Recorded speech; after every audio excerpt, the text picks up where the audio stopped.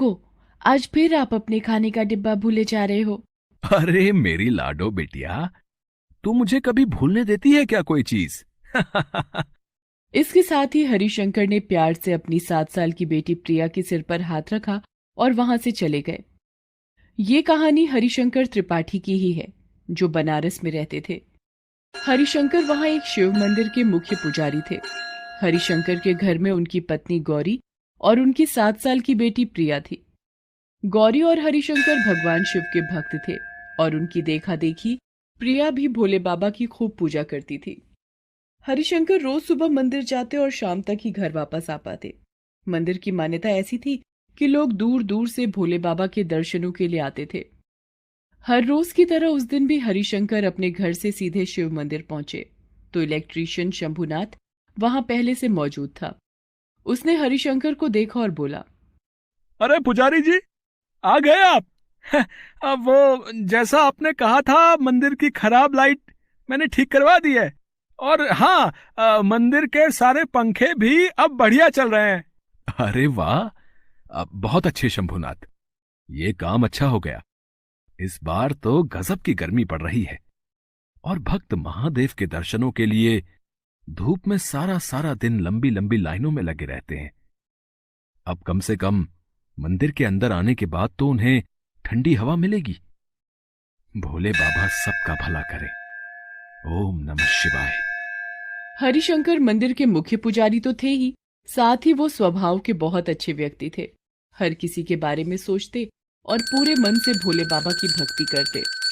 वो भक्तों से मिले दान से ही महीने के आखिर में पूरे मंदिर के स्टाफ को तनख्वाह बांटते और अपने लिए तो केवल उतना ही पैसा निकाल पाते थे जिससे उनका घर चल जाए। शंभुनाथ और मंदिर में काम करने वाले बाकी लोग हरिशंकर की बहुत इज्जत करते थे। हरिशंकर की पत्नी गौरी भी कभी किसी बात को लेकर हरिशंकर से शिकायत नहीं करती थी। दिन भर मंदिर में श्रद्धालुओं का आना लगा रहता और आखिर में मंदिर के पट बंद करते वक्त हरिशंकर भोले से प्रार्थना करते कि वो सबकी मनोकामनाएं पूर्ण करें। ऐसे ही एक दिन अब पुजारी जी क्या करें? मंदिर के पट बंद करने का वक्त हो गया है, मगर दर्शनों के लिए अभी भी कम से कम 25 लोग लाइन में लगे हुए हैं। क्या करना चाहिए? अरे शंभुनाथ, भोले बाबा के दर्शनों के लिए न जाने कितनी दूर दूर से लोग आए होंगे रे। 20-25 आदमी ही तो हैं। थोड़ा रुक जाएंगे। पहले सभी को चैन से दर्शन कर लेने दो। भोले सबका भला करें। मुझे पता था आप हर बार यही कहते हैं। शंभुनाथ हंसा और बाकी कामों में लग गया। दर्शनों के लिए लाइन में सबसे आखिर में एक बुजुर्ग खड़े थे। उनका नाम था भगवती प्रसाद। हरिशंकर ने उन्हें भी अच्छे से दर्शन करवाए और उनसे कहा, भोले आपका भला करें श्रीमान। पुजारी जी नमस्ते। जय भोले। श्रीमान, भोले आपकी सभी इच्छा पूरी करें।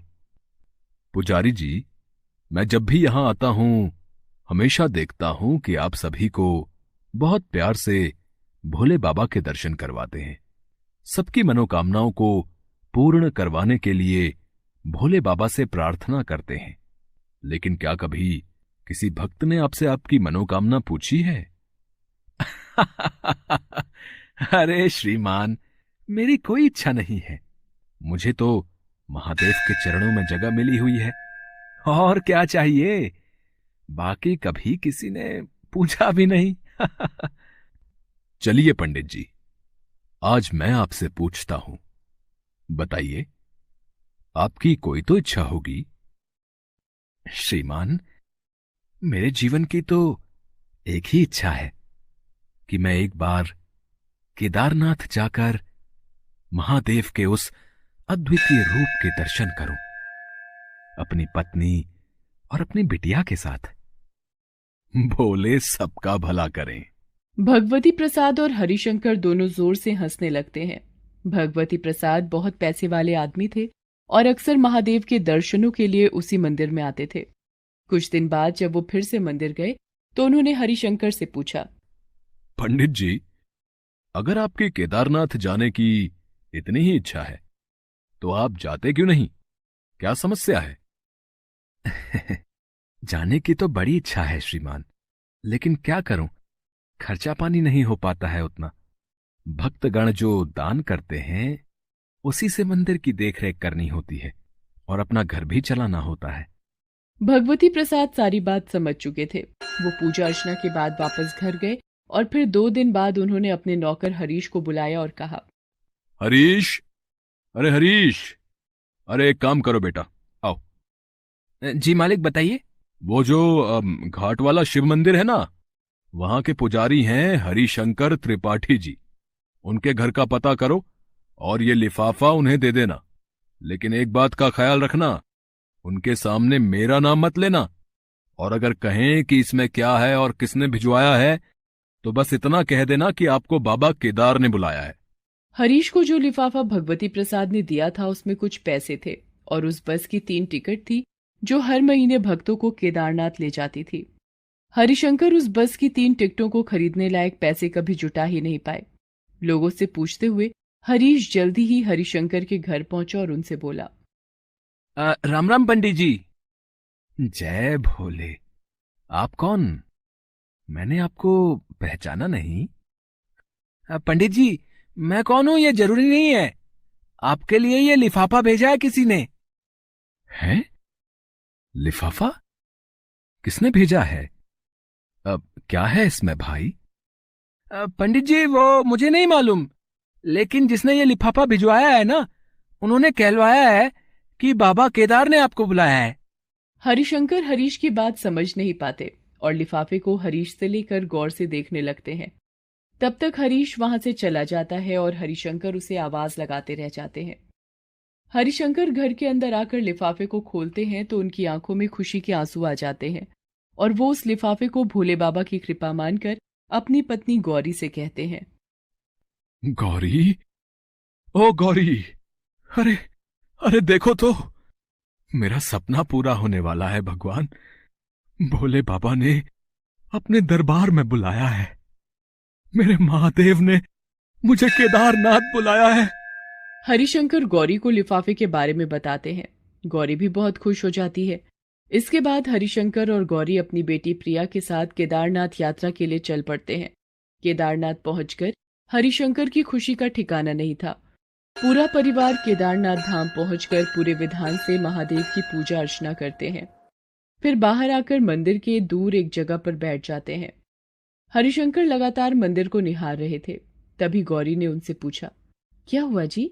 अभी तो हम मंदिर से ही आए हैं, अब आप क्या देख रहे हैं? गौरी, मुझे विश्वास नहीं हो रहा कि मैं बाबा केदार के पास हूं। कहीं ये कोई सपना तो नहीं? नहीं जी, ये सपना नहीं, सच है। आपने सच्ची श्रद्धा से भोले बाबा की भक्ति की है तो उन्हें आपकी ये मुराद तो पूरी करनी ही थी ना। हरिशंकर और गौरी आपस में बातें कर ही रहे थे कि अचानक वहां का मौसम बिगड़ने लगा। तेज हवाएं चलने लगी और देखते ही देखते तेज बारिश भी शुरू हो गई। हरिशंकर और गौरी जल्दी से प्रिया को साथ लेकर सुरक्षित जगह ढूंढने लगते हैं। वो वापस मंदिर की तरफ दौड़ते हैं। वो कुछ ही दूर पहुंचे थे कि तभी बहुत दूर से आवाज आई। दरअसल ये आवाज बादल की थी। हरिशंकर ने देखा कि मंदिर के पीछे से पानी का सैलाब उनकी तरफ बढ़ रहा है। उन्हें समझने में देर नहीं लगी कि उनका सामना किसी त्रासदी से होने वाला है। हरीश अपने बीवी बच्चों को पानी की विपरीत दिशा में लेकर भागे, मगर पानी उन तक चंद सेकंडों में ही पहुंच गया। तीनों पानी के उस सैलाब में बहने लगे। गौरी, प्रिया, मेरा हाथ मत छोड़ना, मैं तुम दोनों को कुछ नहीं होने दूंगा। बाबा, हम मरने वाले हैं क्या? नहीं बिटिया, नहीं, भोले बाबा हमारे साथ हैं। दूसरे का हाथ पकड़े हुए पानी में बहे जा रहे थे। गौरी प्रिया का हाथ तो थामे रही, लेकिन कुछ देर बाद उसका हाथ हरिशंकर से छूट गया। हरिशंकर ने बहुत कोशिश की, मगर वो उन दोनों तक नहीं पहुंच पाए। तभी उन्होंने देखा कि एक बड़ा सा पेड़ उनकी तरफ बहकर आ रहा है। हरिशंकर गौरी की तरफ देख, पेड़ को रोकने की कोशिश करता हूँ, तुम उस मकान की छत पर जाने की कोशिश करो। गौरी प्रिया को लेकर उस मकान की तरफ तैरने लगी जो थोड़ी ऊंचाई पर था, मगर वो बार बार पलटकर हरिशंकर को भी देख रही थी। काफी देर तक पेड़ को रोके रखने के बाद हरिशंकर की पकड़ ढीली पड़ गई और उस पेड़ के साथ वो भी बह गए। प्रिया और गौरी सिवाय बिलखने के कुछ नहीं कर पाए।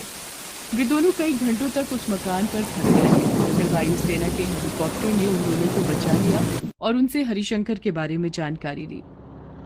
हरिशंकर को ढूंढने की कोशिश की गई लेकिन उनकी कोई खबर नहीं लगी। प्रिया और गौरी बनारस अपने घर वापस आ गए। वो हरिशंकर का इंतजार करने लगे। देखते ही देखते 2 साल गुजर गए। उधर उस त्रासदी को झेलने के बाद एक बार केदारनाथ धाम को फिर से भक्तों के लिए खोल दिया गया। लोग फिर से उसी श्रद्धा के साथ बाबा केदार के दर्शनों के लिए आ रहे थे। तभी मंदिर के बाहर एक न्यूज रिपोर्टर अपनी रिपोर्ट में बताता है, इस वक्त हम खड़े हैं केदारनाथ मंदिर के द्वार पर। हजारों श्रद्धालु दूर दूर से भोले बाबा के दर्शनों के लिए आ रहे हैं, साथ ही चमत्कारी बाबा को देखने भी। कौन है ये चमत्कारी बाबा?